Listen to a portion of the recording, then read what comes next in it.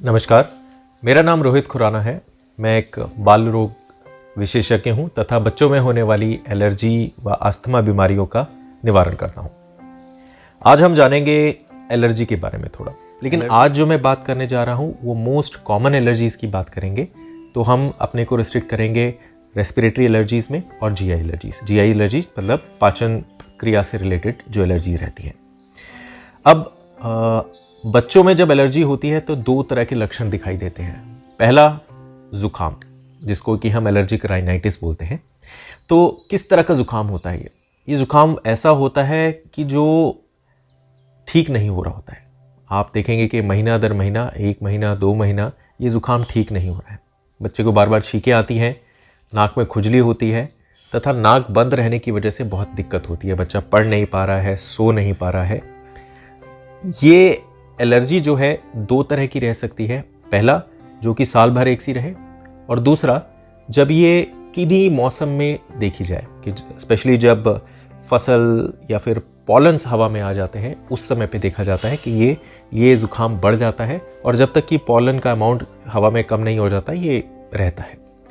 अब ये एलर्जीज जो होती हैं दो तरह के एलर्जेंस की वजह से होती हैं। एक एलर्जन जो कि हमारे घर में ही रहते हैं। किस तरह के एलर्जन हमारे घर में रहते हैं? आमतौर पर हम उनका बात करें तो हाउस डस्ट माइट है पहला, दूसरा कॉकरोच है, तीसरा सीलन में होने वाली फफूंद है, और चौथा हमारे घर में जो पेट्स होते हैं, जो हम जानवर पालते हैं, इन चारों की वजह से हो सकती है। और बाहर आमतौर पर जो देखा जाता है वो एलर्जेंस पॉलन ग्रेन जो होते हैं, जो कि फूलों में जब फूल खिलते हैं तथा हवा के अंदर उनके पॉलन्स आते हैं, वो पॉलन ग्रेन्स आमतौर पर हमको एलर्जीज देते हैं या फिर उनकी वजह से हमको एलर्जीज होती है। कहीं पर पॉल्यूशन का भी काम रोल आता है। Pollution itself directly allergies cause नहीं करते हैं, लेकिन जो सांस वाली एलर्जीज हैं, जो कि एलर्जिक राइनाइटिस या फिर अस्थमा की बात करें, उसमें एलर्जेंस के साथ मिलकर ये हमारी कठिनाई बढ़ा देती है, एलर्जिक सिम्टम्स को बढ़ा देती है। तो अभी मैंने बात की जुकाम की, एलर्जिक राइनाइटिस की। अब दूसरा जो एलर्जी होती है वो नाक से नीचे, मतलब हमारे जब फेफड़े में आती है, हम उसको अस्थमा बोलते हैं।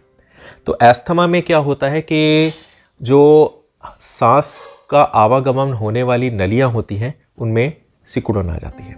सिकुड़न होने की वजह से खांसी होती है तथा सांस लेने में तकलीफ होती है और छाती में से आवाज़ आती है। इस चीज़ को अस्थमा बोलते हैं। अब एलर्जीज ठीक करने के लिए दो तरीके रहते हैं। अगर मैं अभी सिर्फ ठीक करने की बात कर रहा हूं तो अभी इसलिए बात कर रहा हूं क्योंकि हम ही सिर्फ रेस्पिरेटरी एलर्जीज़ की बात कर रहे हैं। पहला, हम एलर्जन को किसी तरह से अवॉइड करें। अवॉइड कैसे करेंगे? अवॉइड तभी कर पाएंगे जब हमको पता होगा किस चीज़ से हमको एलर्जी है। ठीक है, तो एक एलर्जी स्पेशलिस्ट के पास जाके स्किन प्रिक टेस्ट या फिर कुछ टेस्ट कराने के बाद हमको ये पता चल सकता है कि किस चीज़ से हमको एलर्जी है। तो पहला काम होता है उस एलर्जन को अवॉइड करना। हमारे भारत में बात करें तो 60% जनता जो है वो house dust might say sensitised है। हाउस डस्ट माइट क्या होता है? हाउस डस्ट माइट एक तरह का कीटाणु होता है जो कि हमारे खाल से उतरे हुए सेल्स को खाता है तथा हमारे बिस्तर में, हमारे सोफे में, हमारे कारपेट्स में रहता है। और जब ये खाना खाता है और जब मल करता है, उस मल से हमको एलर्जी होती है। तो अगर हम इसकी पॉपुलेशन को, हमारे घर के अंदर हाउस डस्ट माइट की पॉपुलेशन को कम करें, तो इससे देखा गया है कि एलर्जिक सिम्टम्स जो होते हैं वो कम हो जाते हैं, जैसे कि जुकाम का या फिर अस्थमा के सिम्टम्स कम हो जाते हैं। किस तरह से? ये आमतौर पे हमको करना भी चाहिए। कैसे कर सकते हैं? पहला, हर 2 हफ्ते में एटलीस्ट 2 बार बिस्तर की जो बेडशीट्स हैं या फिर पिलो कवर्स हैं उनको धो के साफ करके चेंज करें। धोना कैसे चाहिए? धोना भी इम्पॉर्टेंट है क्योंकि ज़्यादा गर्मी में ये कीटाणु मर जाता है। तो इतना पानी गर्म होना चाहिए कि अगर हम उसमें हाथ डालें तो हमें जले, तो इतने गर्म पानी में आपको वो धोना है।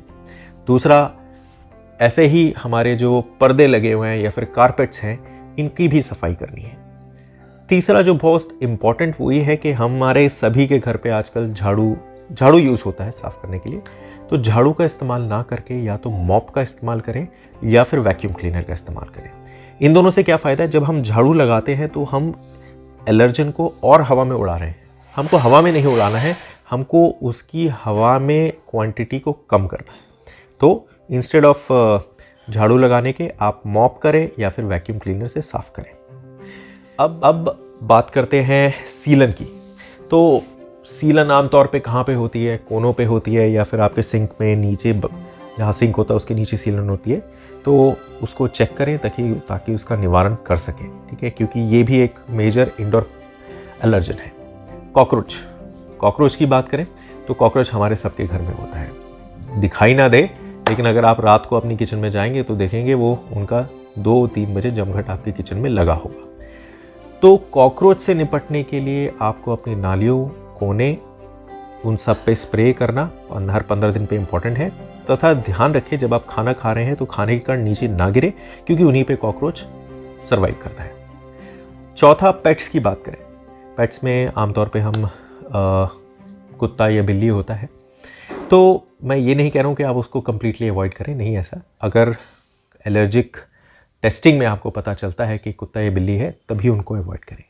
और ये भी देखा गया कि पहले 2 साल में अगर बच्चे के जन्म के पहले 2 साल में वो एक पेट घर पे है, तो वो चीज़ उन बच्चों को उस पर्टिकुलर जानवर से होने वाली एलर्जी से बचाता भी है।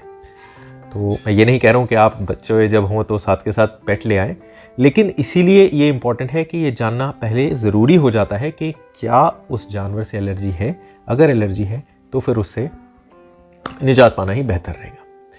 अब आउटडोर पॉल्यूशन को तो आप एलर्जेंस को कम नहीं कर सकते हैं, लेकिन कुछ चीज़ों का ध्यान रख सकते हैं कि जब बाहर जाएं तो मास्क डाल के जाएं। अभी मैं थोड़ा सा अस्थमा के बारे में बात करना चाहूँगा। तो जैसे हम बात कर रहे थे कि अस्थमा में जो फेफड़े के अंदर नलियाँ होती हैं जो कि सांस को आवागमन में मदद करती हैं, उनमें सिकुड़न आ जाती है।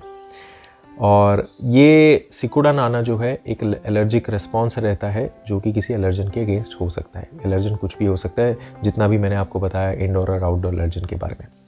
अब थोड़ा हम ट्रीटमेंट के बारे में बात करेंगे।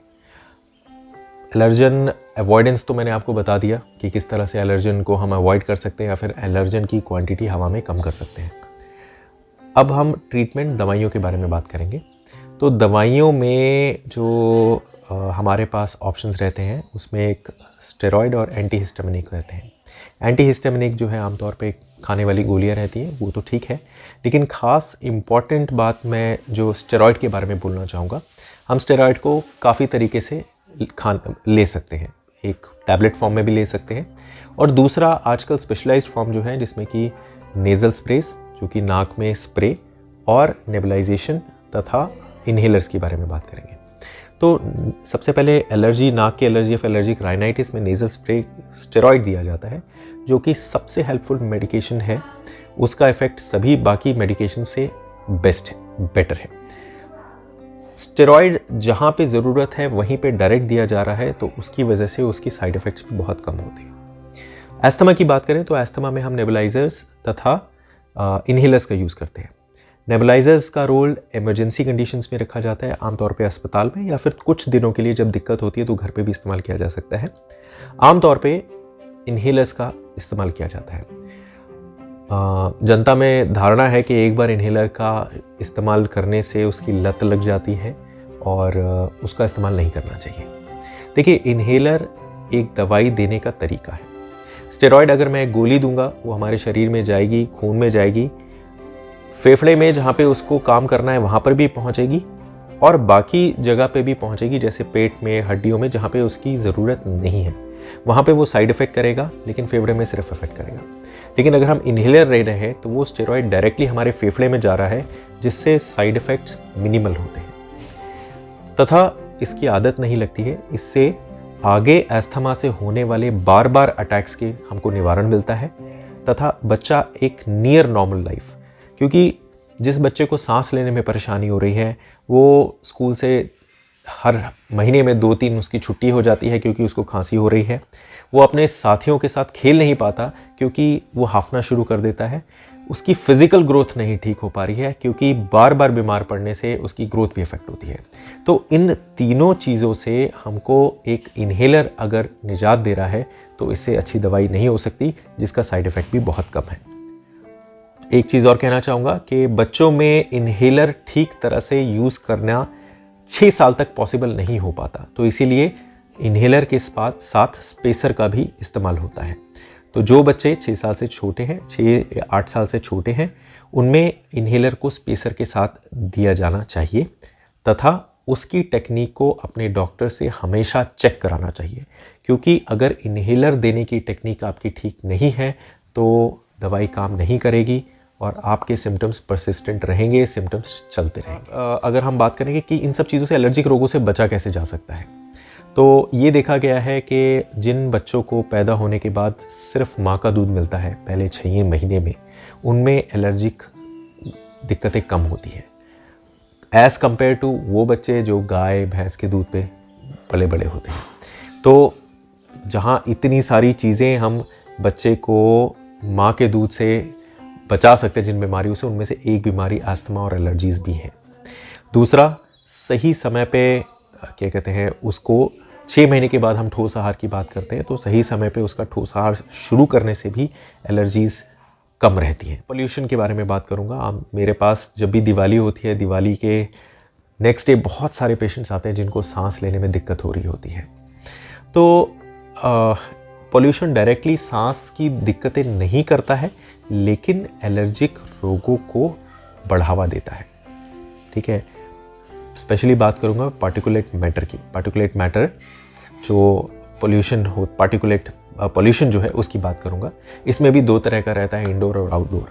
इंडोर की बात करें, जिसका किसी को पता ही नहीं है कि इंडोर पोल्यूशन भी कुछ चीज़ होता है, तो अगरबत्तियाँ, धूप, इवन कि जब हम खाना बनाते हैं, खाना बनाने वाले धुएँ से भी इंडोर पोल्यूशन लाना सही नहीं है, उससे सांस वाली दिक्कतें बढ़ती हैं।